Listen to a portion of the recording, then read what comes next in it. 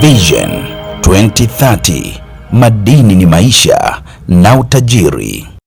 Mkakati wa ongezaji thamani katika sekta ya madini umeanza kuzaa matunda mkoani Kilimanjaro baada ya kampuni ya Mega Copper Coal Limited kujikita katika uongezaji wa kiwango cha ubora madini ya shaba kutoka 1% hadi kufikia kati ya 20% na 25%.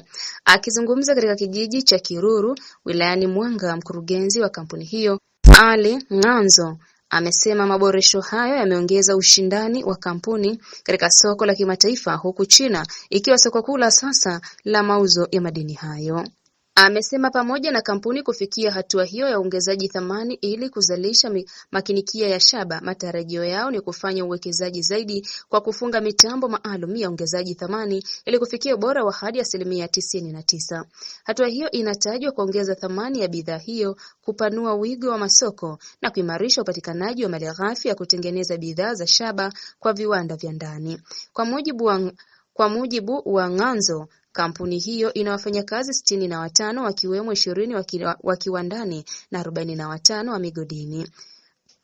Hali inayochangia ajira kwa vijana wa Mwanga na maeneo ya jirani sambamba na kukuza uchumi wa jamii inayozunguka mgodi huo. Kwa upande wake, kaimu afisa madini mkazi wa mkoa wa Kilimanjaro, mhandisi Abel Madaha, amesema mgodi huo unaomilikiwa kwa 100% na Watanzania umeendelea kuwa chanzo muhimu cha mapato, ukichangia zaidi ya shilingi milioni 500 katika kipindi cha miaka miwili iliyopita kupitia tozo za mrabaha pekee.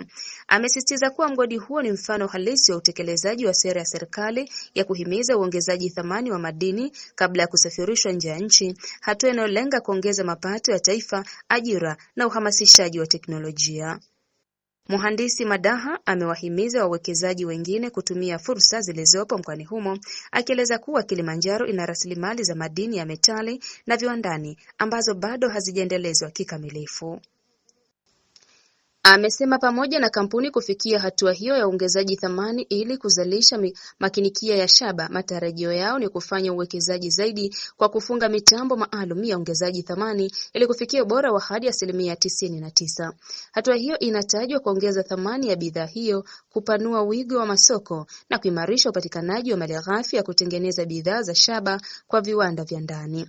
Kwa mujibu wa Ng'anzo, kampuni hiyo ina wafanyakazi 65 wakiwemo 20 wa kiwandani na 45 wa migodini. Hali inayochangia ajira kwa vijana wa Mwanga na maeneo ya jirani sambamba na kukuza uchumi wa jamii inayozunguka mgodi huo.